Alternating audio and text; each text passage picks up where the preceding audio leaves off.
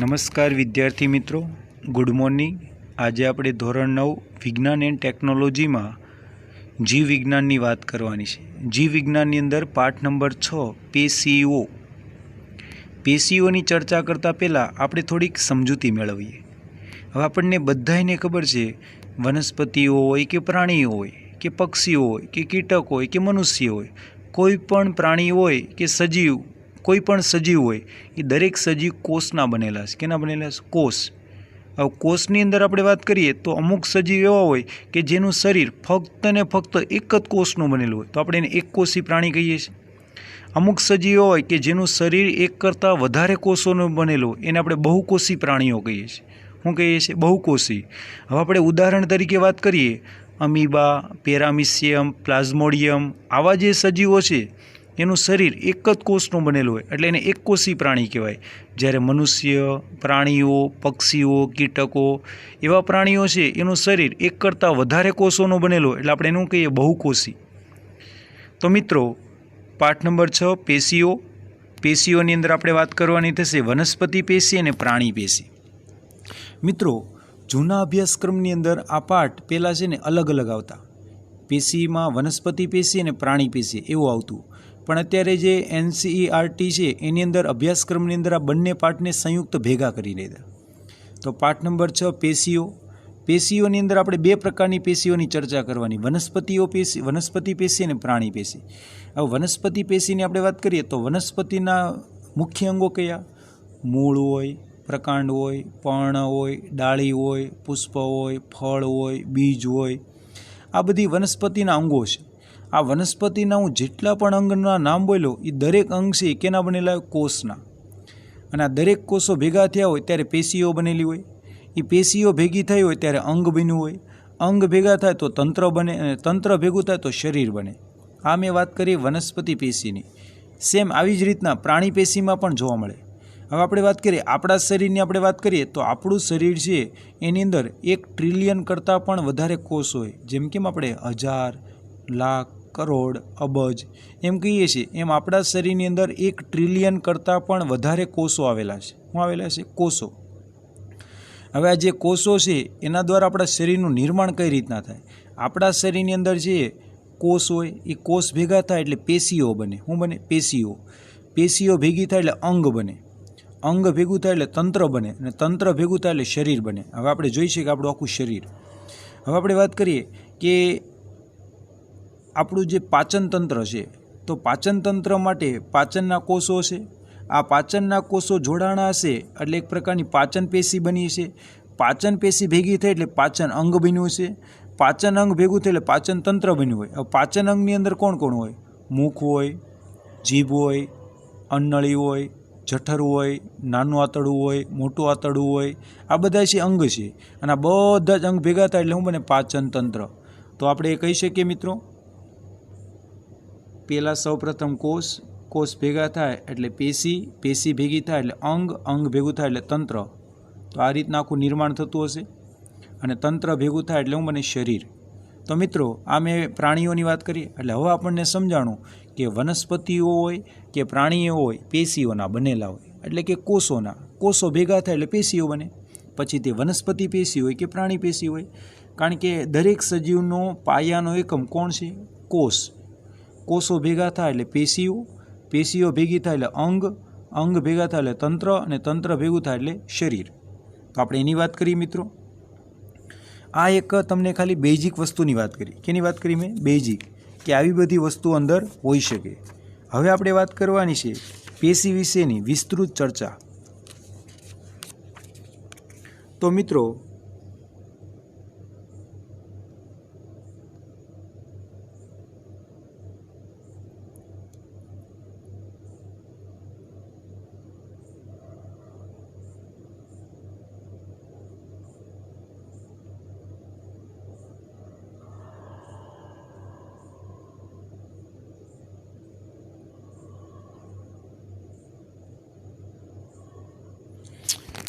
વાત કરીએ મિત્રો, પહેલાં પેશી વિશેની ચર્ચા કરીએ। પેશી એટલે શું? પરીક્ષાની અંદર સવાલ પૂછે કે પેશી એટલે શું, અને બહુકોષી સજીવોમાં પેશીઓની ઉપયોગિતા સમજાવો। બહુકોષી સજીવો એટલે કે જેનું શરીર એક કરતાં વધારે કોષોનું બનેલું હોય। મેં હમણાં જ વાત કરી, મનુષ્ય હોય, પ્રાણી હોય, પક્ષી હોય, કીટક હોય, કોઈ વનસ્પતિ હોય, આવા જે સજીવો છે કે જેનું શરીર એક કરતાં વધારે કોષોનું બનેલું હોય એને કહેવાય બહુકોષી સજીવો। હવે બહુકોષી સજીવોમાં પેશીઓની ઉપયોગિતા, જ્યારે એક કોષી સજીવોની અંદર આવી પેશીઓનો શું હોય? અભાવ। કારણ કે શરીર એક કોષનું બનેલું હોય તો ને પેશી ક્યાંથી હોવાની? પેશી ક્યારે બને? જ્યારે શરીરની અંદર કોષો એક કરતાં કેવા હોય? વધારે। તો પેશી એટલે શું? બહુકોષીય સજીવોમાં પેશીઓની ઉપયોગિતા સમજાવો। તો બધા સજીવો કોષોના બનેલા હોય। બધા સજીવો કેના બનેલા? કોષોના। પછી કોઈ પણ પ્રકારનો સજીવ હોય એટલે બધા સજીવો કોષોના બનેલા હોય। મેં હમણાં જ વાત કરી। પછી તે નાનામાં નાનો સજીવ હોય કે મોટામાં મોટો સજીવ હોય, નાનો હોય કે મોટો, જાડો હોય કે પાતળો, કોઈ પણ હોય, દરેક પ્રકારના સજીવો કોષોના બનેલા છે। આપણું શરીર પણ કેનું બનેલું? કોષોનું। હવે કોષોની વાત કરીએ તો એક કોષી સજીવોમાં એક જ કોષ પાયાના બધા જ કાર્યો કરે। અમુક સજીવો એવો હોય કે જેનું શરીર ફક્ત એક જ કોષનું હોય, તો આવા એક કોષીય સજીવ છે એ એક જ કોષની અંદર બધા જ પાયાના કાર્ય થાય। એમાં પાચનની ક્રિયા હોય, શ્વસનની ક્રિયા હોય, ઉત્સર્જનની ક્રિયા હોય, રુધિરાભિસરણની ક્રિયા હોય, પ્રજનનની ક્રિયા હોય, ખોરાક ગ્રહણ કરવાની ક્રિયા, બધી જ ક્રિયા છે એ ફક્ત ને ફક્ત કેમાં થતી હોય? એક જ કોષમાં। એટલે એક જ કોષમાં પાયાના બધા જ કાર્યો થતા હોય। ઉદાહરણ તરીકે આપણે વાત કરીએ, અમીબામાં એક જ કોષ દ્વારા ગતિશીલતા જોવા મળે। એટલે કે અમીબા છે એનું શરીર એક જ કોષનું હોય, એક જ કોષ દ્વારા તે હલનચલન દર્શાવે। વાસ્તવમાં અમીબાને પગ હોતા નથી, ખોટા પગ। અને ખોટા પગ એટલે જેને આપણે શું કહીએ છીએ? ખોટા પગ છે એના દ્વારા શું દર્શાવે? હલનચલન। અને આ ખોટા પગોની મદદથી એ શું કરે છે? ખોરાકને ગ્રહણ કરે। જ્યારે પણ અમીબાને, હવે આપણને પહેલાં એ પ્રશ્ન થાય કે અમીબા હોય ક્યાં? અમીબા જેવા પ્રાણીઓ, અમીબા એટલે એક પ્રકારનું પ્રજીવ, આવા પ્રાણીઓ છે એ બંધિયાર પાણીમાં હોય। કયા પાણીમાં? બંધિયાર, પાણી સ્થિર હોય। પછી આપણે વાત કરીએ, કોઈ ડેમનું પાણી હોય, કોઈ ઝરણાનું પાણી હોય, તળાવનું પાણી હોય, સરોવરનું પાણી હોય, આવા જે બંધિયાર એટલે કે જે પાણી સ્થિર હોય, બંધમાં સંગ્રહાયેલું હોય, એવા પાણીની અંદર અમીબા જેવા એક કોષીય સજીવ હોય। હવે આવા સજીવોને જ્યારે ખોરાક ગ્રહણ કરવો હોય ત્યારે પોતાના શરીરનું હલનચલન પણ દર્શાવે, એટલે કે ખોટા પગોની મદદથી હલનચલન કરે। વાસ્તવમાં અમીબાને કોઈ પગ હોતા નથી। હવે જ્યારે ખોટા પગોની મદદથી હલનચલન દર્શાવે એટલે કે પોતાની ગતિશીલતા દર્શાવે ત્યારે પોતાના ખોટા પગોની મદદથી શું કરશે? ફેલાવે। અને ફેલાવે એટલે કે ફેલાવ કોની તરફ? પાણીની અંદર રહેલા ખોરાક તરફ। પાણીની અંદર જે કંઈ ખોરાક હોય જેની ચર્ચા આપણે આની પછીના ધોરણમાં કરવાની આવશે, 10મા ધોરણમાં આવશે, એના વિશે વિસ્તૃત ચર્ચા આવશે। અત્યારે ટૂંકમાં યાદ રાખવાનું કે અમીબાનું ખોટા પગ હોય એ પાણીની અંદર ફેલાવે હંગામી ધોરણે। હંગામી ધોરણ એટલે કેવો સમય? કેવો સમય આવશે? ટૂંકો સમય, ટૂંકા સમય માટે।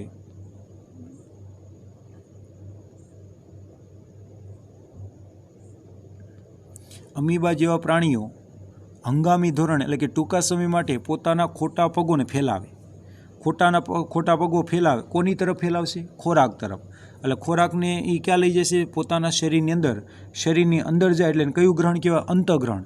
તો ખોરાકનું અંતઃગ્રહણ, પછી આ ખોરાક હોય એનું પાચન થાય, પ્રસરણ થાય, વહન થાય, પછી જે અપાચિત ખોરાક છે એ પાછો ખોટા પગોની મદદથી શરીરમાંથી પાછો એનું કરે નિકાલ। તો શ્વસન વાયુનો વિનિમય, શ્વસન, ઉત્સર્જન એટલે કે નકામા પદાર્થો શરીરમાંથી બહાર કાઢવા, આ બધા જ કાર્યો થાય। પણ બધા જ કાર્યો કેમાં થતા હોય? એક જ કોષમાં। કારણ કે અમીબાનું શરીર જ એક જ કોષનું બનેલું હોય। તો આના પરથી તમને સમજૂતી મળી છે કે અમીબામાં એક જ કોષ દ્વારા ગતિશીલતા, ખોરાકનું અંતઃગ્રહણ, શ્વસન વાયુઓનો વિનિમય એટલે કે ઓક્સિજન ગ્રહણ કરો, કાર્બન ડાયોક્સાઇડ બહાર કાઢવો, શ્વસન કરવું, ઉત્સર્જન જેવા કાર્યો થાય છે। શરીરમાં એક ચોક્કસ કાર્ય એક ચોક્કસ સ્થાનમાં એક વિશિષ્ટ કોષોના સમૂહ દ્વારા થાય। શરીરમાં કોઈ ચોક્કસ કાર્ય હોય, કોઈ ચોક્કસ સ્થાનમાં થતું હોય અને ચોક્કસ કોષોના સમૂહમાં થતું હોય, એવા કોષોને આપણે શું કહીએ? પેશી। હવે આપણે વાત કરીએ આપણા શરીરની વાત કરીએ, મસ્તક, આંખ, કાન, નાક, જીભ, ચામડી, આ જેટલા પણ અંગો છે એ બધા જ અંગો છે એની પેશી કેવી છે? અલગ અલગ। આંખની પેશી અલગ હોય, કાનની પેશી અલગ હોય, જીભની પેશી અલગ હોય, ચામડીની પેશી અલગ હોય, હૃદયની પેશી અલગ હોય, જઠરની પેશી અલગ હોય, દરેકની પેશી કેવી હોય? અલગ અલગ. અને આ પેશીઓ છે એ ચોક્કસ સમૂહમાં જોડાઈને કાર્ય પણ કેવા કરતા હોય? અલગ અલગ. હવે આપણે જોઈએ આંખનું કાર્ય જોવાનું, કાનનું કાર્ય સાંભળવાનું. ક્યારે કાનનું કાર્ય છે આંખ કરીને બતાવે? કાનનું કાર્ય છે એટલે કે આંખ કરીને બતાવે. આંખની મદદથી ક્યારે સાંભળી શકાય? કાનની મદદથી ક્યારે જોઈ શકાય? ન જોઈ શકાય. કારણ કે એનું જે વિશિષ્ટ સ્થાન પણ હોય, વિશિષ્ટ કાર્ય પણ હોય અને વિશિષ્ટ કોષોનો સમૂહ પણ હોય. કોઈ વિશિષ્ટ કોષોના સમૂહને એક પ્રકારની આપણે શું કહીએ? પેશી. તો ચોક્કસ શરીરમાં એક નિશ્ચિત કાર્ય, એક નિશ્ચિત સ્થાનમાં અને એક વિશિષ્ટ કોષોના સમૂહ દ્વારા થાય અને આવા કોષોના સમૂહને આપણે શું કહીએ? પેશી. જ્યારે બહુકોષી સજીવોમાં કોષો લાખોની સંખ્યામાં હોય. હવે આપણે વાત કરીએ આપણા શરીરની, તો આપણે વાત કરી મેં કે 1 ટ્રિલિયન કરતાં પણ વધારે કોષો હોય. એમ કોઈ પણ પ્રકારનો બહુકોષી પ્રાણી હોય, પછી તે જંગલી પ્રાણી હોય, પાલતુ પ્રાણી હોય, શિકારી પ્રાણી હોય, જળચર પ્રાણી હોય, આવા કોઈ પણ બહુકોષી સજીવ હોય એમાં કોષો લાખોની સંખ્યામાં હોય. મોટાભાગના કોષો વિશિષ્ટ પ્રકારના કાર્યો કરે. વિશિષ્ટ એટલે કે ચોક્કસ કાર્યો કરે. અને કાર્યો કરવા માટે એને ચોક્કસ પ્રકારના કોષો હોય, ચોક્કસ પ્રકારની પેશી હોય, ચોક્કસ પ્રકારના અંગ હોય અને ચોક્કસ પ્રકારના હોય તંત્ર. હવે પાચન તંત્ર હોય તો પાચનની જ ક્રિયા થાય, શ્વસન તંત્ર હોય તો શ્વસનની જ ક્રિયા થાય, ઉત્સર્જન તંત્ર હોય તો ઉત્સર્જનની ક્રિયા થાય, સ્નાયુ તંત્ર હોય તો સ્નાયુની જ ક્રિયા થાય અને ચેતાતંત્ર હોય તો ચેતાતંત્રની જ ક્રિયા થાય. એમ કહી શકાય મોટાભાગના કોષો વિશિષ્ટ પ્રકારના કાર્યો કરે. પ્રત્યેક વિશિષ્ટ કાર્ય વિભિન્ન કોષોના સમૂહ દ્વારા થાય. પ્રત્યેક એટલે કે દરેક. પ્રત્યેક એટલે શું થાય? દરેક. વિશિષ્ટ કાર્ય ભિન્ન કોષોના સમૂહ દ્વારા. ભિન્ન એટલે કેવા? જુદા જુદા. હવે આપણે વાત કરીએ આંખના જેટલા પણ કોષ હોય એ બધા ભેગા થાય એટલે કે જોવાની ક્રિયા દર્શાવે. કાનના બધા જ કોષો ભેગા થાય એટલે એ સાંભળવાની ક્રિયા દર્શાવે. તો કાનના અને આંખના બંનેના કોષો સરખા હશે કે અલગ? અલગ હશે, તો ભિન્ન થયા. તો પ્રત્યેક વિશિષ્ટ કાર્ય, પ્રત્યેક એટલે કે દરેક વિશિષ્ટ કાર્ય ભિન્ન કોષોના સમૂહ દ્વારા થાય. એટલે જે કાંઈ કાર્ય થતું હોય એમાં દરેકમાં કાર્ય માટે કોષોના સમૂહ કેવા છે? અલગ અલગ. આ કોષો એક રીતે કાર્ય પૂર્ણ કરવા માટે સક્ષમ હોય. આ કોષો એક રીતે કાર્ય કરવા માટે પૂર્ણ કરવા માટે સક્ષમ હોય એટલે કે પૂર્ણ હોય. હવે આપણે વાત કરીએ પાચનની ક્રિયા થતી હોય તો પાચન તંત્રની અંદર જેટલા પણ કોષો હોય એ પાચનની ક્રિયાને ઝડપી વ્યવસ્થિત બનાવવા માટે સક્ષમ હશે. આથી આ કોષો માત્ર નિયત કાર્ય કરે. નિયત એટલે કેવું? ચોક્કસ. જે કાર્ય એને સોંપવામાં આવે એ જ કાર્ય કરે. જેમ આપણે વાત કરીએ કે શાળાની અંદરથી ક્લાસરૂમની અંદર કોઈ પણ શિક્ષક વિજ્ઞાનના હોય, ગણિતના હોય, અંગ્રેજીના હોય, સમાજના હોય, એ શિક્ષકે આપણને જે કાર્ય સોંપ્યું એ જ કાર્ય આપણે કરવા માટે શું થયેલા હોય?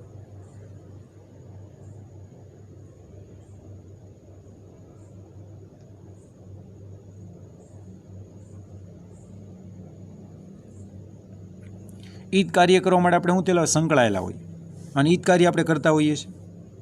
કારણ કે આપણને કોઈ ચોક્કસ કાર્ય આપ્યું, પછી તે હોમવર્ક આપ્યું હોય, વાંચનની ક્રિયા આપી હોય, કોઈ સવાલ જવાબ પાકા કરવા માટે આપ્યા હોય, કોઈ ગણિતના દાખલા ગણવા આપ્યા હોય, કોઈ વિજ્ઞાનના પ્રયોગની આકૃતિ દોરવા આપી હોય, કોઈ પણ વસ્તુ આપી હોય. એટલે કે આપણા શરીરની અંદર કોઈ કોષો માત્ર એ નિયત કાર્ય કરે અને તેઓનું કાર્ય પૂર્ણ ક્ષમતાપૂર્વક કરે. જે ક્ષમતા હોય એ પ્રમાણે પૂર્ણ ગતિથી કાર્ય કરશે અને ક્યારેય પણ કાર્યમાં રૂકાવટ ન આવે. અને જ્યારે પણ રૂકાવટ આવે ત્યારે સમજવાનું કે આપણા શરીરમાં કંઈક ને કંઈક સમસ્યા છે, જેને આપણે બીમારી કહીએ. શું કહીએ? બીમારી. આ પેશી વધારે કાર્યક્ષમતાથી કાર્ય કરવા માટે વિશિષ્ટ ક્રમમાં વ્યવસ્થિત રીતે ગોઠવાયેલી હોય. આ પેશી વધારે કાર્યક્ષમતા એટલે કે પોતાની જે ક્ષમતા હોય એનાથી પણ વધારે ક્ષમતાથી કાર્ય કરવા માટે એક વિશિષ્ટ ક્રમમાં વ્યવસ્થિત રીતે ગોઠવાયેલી હોય. તેમાં સંરચનાકીય સમાનતા ધરાવે છે. સંરચના એટલે કે હવે આંખની પેશી હોય તો એની આંખની પેશીના જેટલા પણ કોષો એ બધા કેવા હશે? સમાન. કાનની પેશી હોય તો કાનની પેશીના કોષો સમાન હશે. હૃદયની પેશી હોય તો એના કોષો પણ સમાન હશે. પાચનની પેશી છે તો એના કોષો પણ સમાન હશે. તો તેમાં સંરચનાકીય સમાનતા ધરાવે. તેમજ કોઈ એક કાર્ય એક સાથે એકઠા થઈને પૂર્ણ કરે. કોઈ એક કાર્ય એક સાથે એકઠા થઈને, એટલે હવે આપણે વાત કરીએ કે આપણે જે ખોરાક લીધો, પછી સવારમાં લીધો હોય, બપોરે લીધો હોય કે સાંજે લીધો હોય, આ ખોરાકનું આપણે પાચન કરવું છે. તો આ પાચનની ક્રિયા માટે જેટલા પણ પાચન પેશીઓ છે, જેટલી પણ પાચન પેશીઓ છે એ બધી એક સાથે એકઠા થઈને એ કાર્યને શું કરશે? પૂર્ણ એટલે કે પાચનની ક્રિયાને ઝડપી બનાવશે. તો કહી શકાય કોઈ એક કાર્ય એક સાથે એકઠા થઈને કરે છે. આપણે ઉદાહરણ તરીકે વાત કરીએ કે માનવમાં સ્નાયુકોષ. માનવની અંદર કયા કોષ? સ્નાયુકોષ. હવે સ્નાયુકોષની આપણે વાત કરીએ તો સ્નાયુ છે બે પ્રકારના હોય, ઈચ્છાવતી અને સ્વયંવતી. આપણી ઈચ્છા પ્રમાણે કાર્ય કરે તો શું કહેવાય? ઈચ્છાવતી. આપણે ચાલવાની ક્રિયા દર્શાવે, હાથની મદદથી કાર્ય કરવાની ક્રિયા દર્શાવે. તો હાથના અને પગના જે સ્નાયુ છે એ કેવા સ્નાયુ? ઈચ્છાવતી. આપણી ઈચ્છા પ્રમાણે કાર્ય કરે. જ્યારે હૃદયના, ફેફસાના જે સ્નાયુ છે કેવા છે? સ્વયંવતી, પોતાની જાતે કાર્ય કરે, એટલે સ્વયંવતી સ્નાયુ કહેવાય. આમ કહી શકાય કે માનવ શરીરની અંદર જે સ્નાયુ કોષો છે, આ સ્નાયુ કોષો છે એ ભેગા થાય એટલે કે સ્નાયુ પેશી બને. સ્નાયુ પેશી ભેગી થાય એટલે કે સ્નાયુ માટેના અંગ બને. સ્નાયુ અંગ ભેગા થાય એટલે સ્નાયુ તંત્ર બને. અને એની અંદર આ જે સ્નાયુ છે એનું સંકોચન થાય કે વિસ્તરણ થાય. સંકોચન એટલે કે જ્યારે કોષો ભેગા થાય. શિથિલન એટલે શબ્દ વાપર્યો છે વિસ્તરણ, એ લખવું હોય તો લખી લેજો. શિથિલન એટલે શું થશે?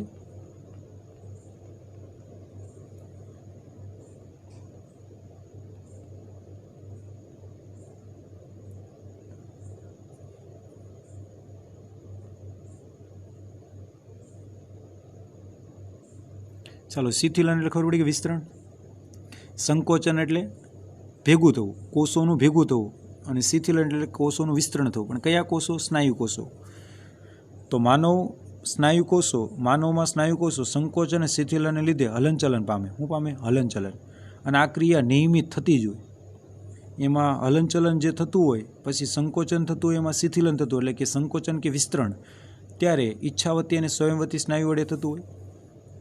ચેતાકોષો. હવે ચેતાકોષો છે એ સંદેશાઓનું વહન કરે. હવે આપણા શરીરની અંદર ચેતાકોષો ભેગા થાય એટલે ચેતાપેશી બને. ચેતાપેશી ભેગી થાય એટલે ચેતા અંગ બને. ચેતા અંગ ભેગા થાય એટલે ચેતાતંત્ર બને. અને ચેતાતંત્રની આપણે વાત કરીએ તો આપણા માનવ શરીરની અંદર ચેતાતંત્ર છે બે ભાગમાં વહેંચાયેલું, મધ્યવર્તી ચેતાતંત્ર અને પરિધ્વતી ચેતાતંત્ર. મધ્યવર્તી ચેતાતંત્રની અંદર બે જ અંગો આવે, મગજ અને કરોડરજ્જુ. મગજ છે એ ખોપરીમાં રક્ષાયેલું હોય અને કરોડરજ્જુ છે કરોડ સ્તંભમાં, મસ્તકની પાછળની ભાગમાં હાથ ફેરો પીઠ તરફ એટલે તમને એક સ્તંભ દેખાશે. એની અંદર કોણ આવેલું? કરોડરજ્જુ, જે મધ્યવર્તી ચેતાતંત્રનું નિર્માણ કરે.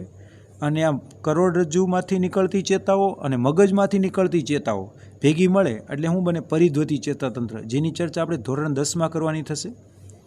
અને આ જે ચેતાકોષો માટેનું જે તંત્ર છે, ચેતાતંત્ર, એનું એક જ કાર્ય સંદેશાઓનું વહન કરવાનું.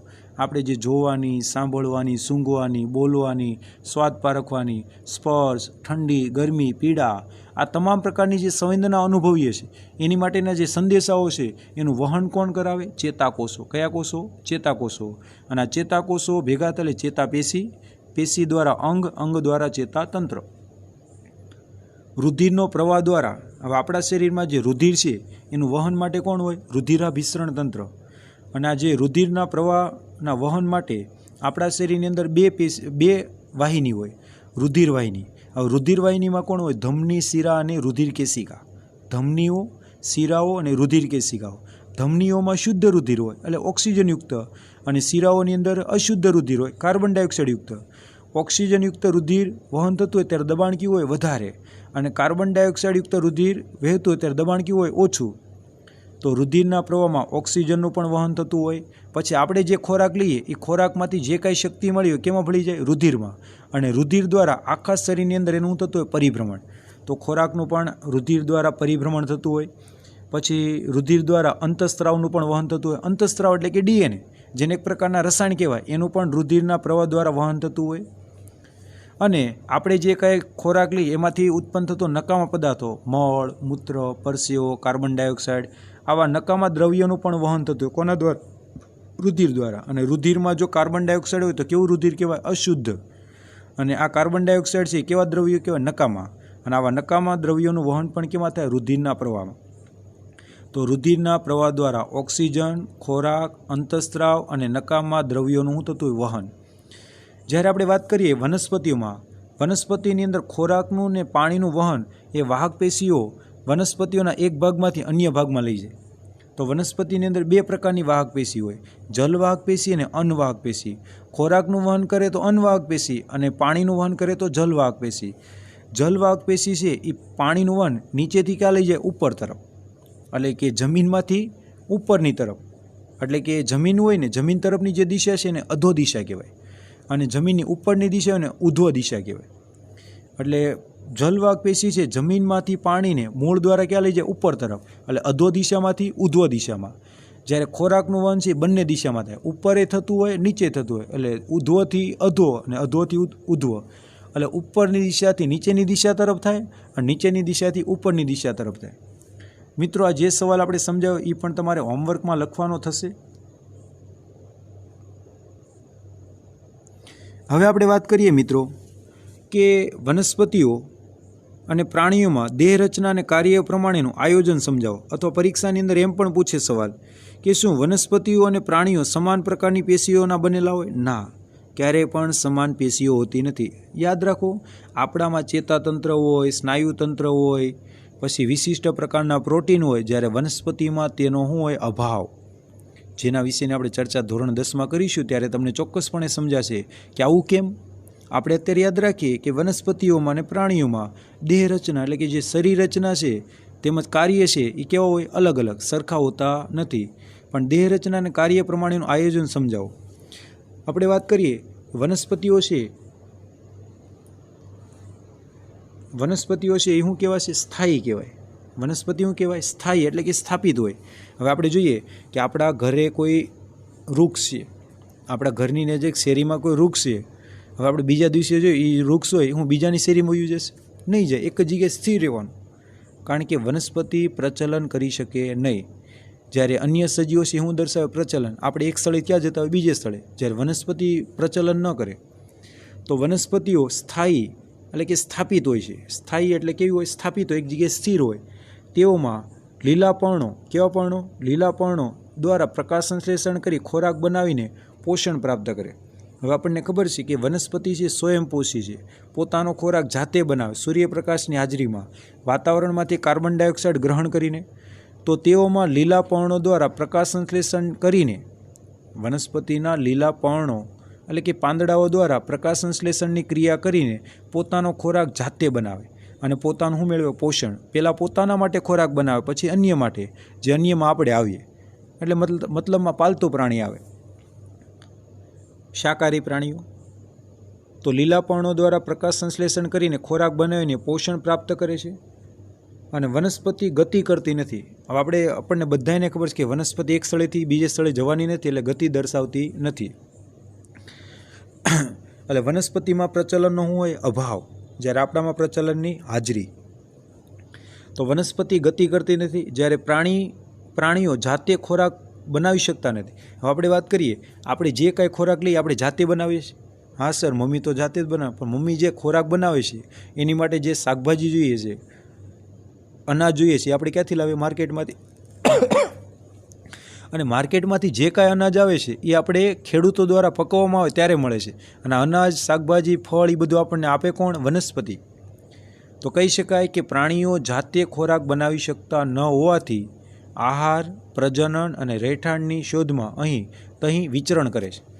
હવે આપણને ખબર છે કે વનસ્પતિ છે એ પોતાનો ખોરાક જાતે બનાવે, જાતે પોષણ મેળવે, લીલા પર્ણો દ્વારા એટલે કે હરિતકણ દ્વારા પ્રકાશ સંશ્લેષણ કરીને ખોરાક બનાવીને પોષણ પ્રાપ્ત કરે છે. અને વનસ્પતિ ગતિ કરતી નથી. જ્યારે પ્રાણીઓ છે એ જાતે ખોરાક બનાવી શકતા ન હોવાથી, પ્રાણી જાત છે એ જાતે ખોરાક બનાવી શકતા ન હોવાથી ખોરાક મેળવવા માટે, પ્રજનન કરવા માટે એટલે કે પોતાના જેવા નવા સજીવને ઉત્પન્ન કરવા માટે, પછી પોતાના વસવાટ માટે રહેઠાણ વગેરેની શોધમાં અહીં તહીં વિચરણ કરે, એટલે કે આમ તેમ ભટક્યા કરે. અને આપણે જે વાત કરીએ છીએ મનુષ્યની, એ મનુષ્યની ઉત્પત્તિ છે એ આફ્રિકા ખંડમાં થઈ. કયા ખંડમાં થઈ? આફ્રિકા ખંડમાં. મોટા ભાગની પેશીઓ આધાર આપે છે. મોટા ભાગની પેશીઓ શું આપે? આધાર. હવે આપણા શરીરની જો પેશીઓ છે એ આપણા શરીરને શું આપવાનું કાર્ય કરે? આધાર. તો મોટા ભાગની પેશીઓ આધાર આપે છે. તેઓની સંરચનાકીય મજબૂતાઈ બક્ષે છે. હવે આપણા શરીરમાં પેશીઓ ખાલી કોષ જ હોત તો આપણા શરીરનો આધાર મળે, શરીર મજબૂત હોત, શરીરની અંદર હાડકાં કોઈ કાર્યરત હોત ન હોત. તો મોટા ભાગની પેશીઓ આધાર આપે છે, તેઓની સંરચનાકીય મજબૂતાઈ બક્ષે છે. અને મોટા ભાગની પેશી મૃત હોય. મોટા ભાગની પેશી કેવી હોય? મૃત. કે જે જીવન પેશીઓ સમાનરૂપે યાંત્રિક શક્તિ કે આધાર આપે છે. મોટાભાગની પેશી મૃત પણ હોય છે. હવે આપણે વાત કરીએ કે આપણા શરીરની અંદર જે કોષો હોય એમાં રોજે રોજ કોષો બનતા હોય અને જૂના કોષો નાશ પામતા હોય, એટલે કે મૃત થતા હોય. તો મોટાભાગની પેશી મૃત પણ હોય કે જે જીવંત પેશીઓની સમાન રૂપે યાંત્રિક શક્તિ કે આધાર આપે છે. હવે જે જીવિત અવસ્થામાં જે પેશી હોય એ જે શરીરની અંદર યાંત્રિક શક્તિ બક્ષે, શરીરને આધાર આપે, તેવી રીતે મોટાભાગની મૃત પેશીઓ પણ આવા કાર્ય કરી શકતી હોય. પણ જીવિત પેશીઓના સરખામણીમાં કાર્ય કેવા હોય? ઓછા. તો મોટાભાગની પેશી મૃત હોય કે જે જીવંત પેશીઓની સમાન રૂપે યાંત્રિક શક્તિને આધાર આપે. તેઓની જાળવણીની ઓછી આવશ્યકતા હોય. એટલે આવી જે મૃત પેશી હોય એને કોઈ જાળવવાની જરૂર પડે નહીં. પણ કઈ પેશીની વધારે જાળવણીની જરૂરિયાત ઊભી થાય? કે જે પેશીનું નિર્માણ થતું હોય, નવી પેશી બનતી હોય, નવા કોષો નિર્માણ થતું હોય, એના દ્વારા નવી પેશી બનતી હોય, એની જાળવણીની આવશ્યકતા હોય. જ્યારે મૃત પેશીની જાળવણીની કોઈ આવશ્યકતા હોતી નથી. જ્યારે પ્રાણીઓમાં મોટાભાગની પેશીઓ કેવી હોય? જીવંત. એટલે આપણે એટલું યાદ રાખવાનું, વનસ્પતિની અંદર મોટાભાગની પેશીઓ કેવી હોય? મૃત. જ્યારે પ્રાણીઓની અંદર મોટાભાગની પેશીઓ જીવંત હોય. મૃત પેશી ધરાવતી વનસ્પતિ હોય એ પોતાનો ખોરાક જાતે બનાવે, એટલે એમાં જે કાંઈ ક્રિયા થતી હોય કેવી હોય? ધીમી. જ્યારે પ્રાણી પેશી હોય, મોટાભાગની પેશીઓ જીવંત હોય, એટલે એમાં ક્રિયા થતી હોય કેવી હોય? ઝડપી હોય. અને આપણામાં બધી પેશી જીવંત હશે. વનસ્પતિઓ ઓછી ઉર્જા વાપરે, જ્યારે પ્રાણીઓ છે વનસ્પતિની તુલનામાં કેવી ઉર્જા વાપરે? વધારે. મતલબમાં વનસ્પતિ છે એની અંદર ચેતાતંત્ર, અંતઃસ્ત્રાવી તંત્ર, સ્નાયુતંત્ર એનો શું હોય? અભાવ. અને એમાં ક્રિયા પણ કેવી હોય? ધીમી. પ્રતિચાર પણ ધીમો હોય. એટલે વનસ્પતિ ઉર્જા કેવી વાપરે? ઓછી. એટલે ઓછી ઉર્જા વાપરે. જ્યારે પ્રાણીઓની અંદર ચેતાતંત્ર, અંતઃસ્ત્રાવી તંત્ર, પાચનતંત્ર, શ્વસનતંત્ર, આવા જે અંગો છે એના કારણે વનસ્પતિની તુલનામાં પ્રાણીઓ વધુ ઉર્જા વાપરે છે. વનસ્પતિઓની વૃદ્ધિ કેટલાક પ્રદેશો કે ક્ષેત્રો સુધી સીમિત હોય. હવે આપણે વાત કરીએ કે તમે કોઈ પણ વનસ્પતિ કે વૃક્ષ વાવ્યું તો વૃક્ષની જે ઊંચાઈ થવી જોઈએ એટલી જ થાય. પછી હું કાંઈ 10, 15, 20 માળની બિલ્ડિંગ જેટલી વૃદ્ધિ થશે? ન થાય. એટલે વનસ્પતિની વૃદ્ધિ કેટલાક પ્રદેશો કે ક્ષેત્રો સુધી સીમિત હોય. એટલે અમુક ક્ષેત્રની અંદર તમે જોયું હશે કે રણની અંદર એવી વનસ્પતિ થાય જે ઓછા પાણીમાં જીવિત રહી શકે, રેતીમાં વસવાટ કરી શકે. કારણ કે આપણને ખબર છે મોટાભાગની વનસ્પતિની વૃદ્ધિ કેટલાક પ્રદેશો કે ક્ષેત્રો સુધી સીમિત હોય. હવે આપણે જે સફરજનનો પાક લઈએ છીએ તો સફરજનનો પાક એવા વિસ્તારમાં જ લેવાય જે ઠંડો વિસ્તાર હોય અને પહાડી વિસ્તાર હોય. જો કે કેટલીક પેશીઓ વિભાજન ક્ષમતાને આધારે વનસ્પતિઓમાં પેશીઓનું વર્ગીકૃત કરવાની છે. એટલે અમુક પેશીઓ છે એનું વિભાજન થતું હોય. અમુક પેશીઓનું શું થતું હોય? વિભાજન. ક્ષમતાના આધારે પેશીઓનું વર્ગીકૃત કરવાની.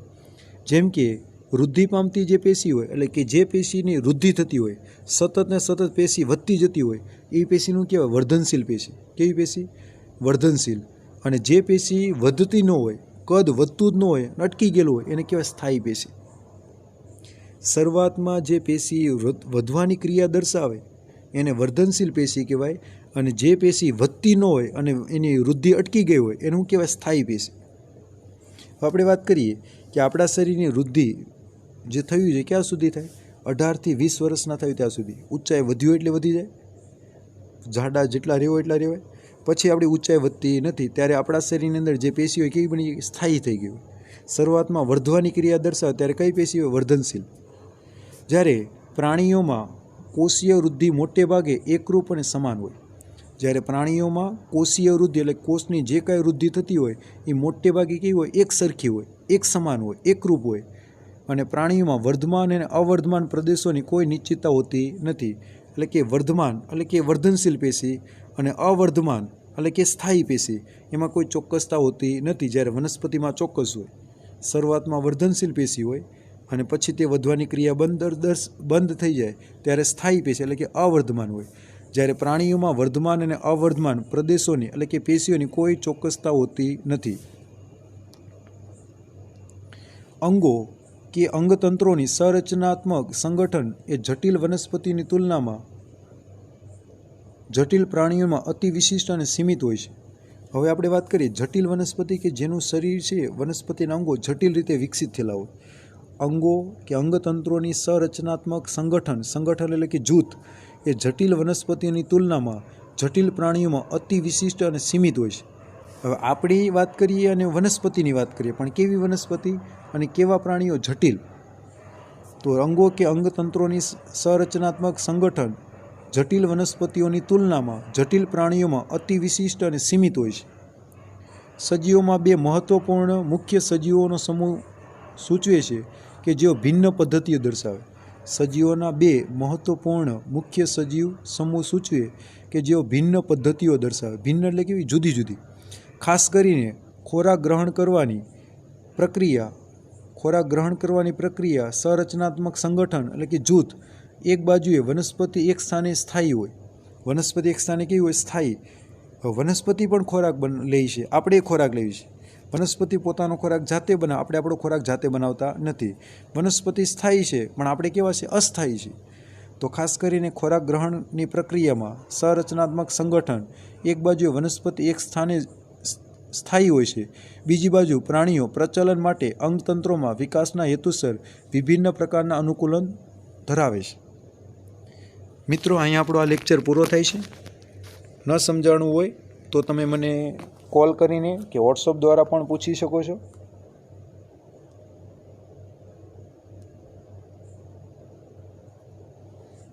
તમારે આ બંને સવાલ છે, સવાલ નંબર 1 અને સવાલ નંબર 2, બંને હોમવર્કમાં લખવાના છે. ઘરમાં રહેજો, સુરક્ષિત રહેજો અને માતા પિતાની આજ્ઞાનું ચુસ્તપણે પાલન કરજો. આપણો અહીંયા લેક્ચર પૂરો થાય છે. જય સ્વામિનારાયણ.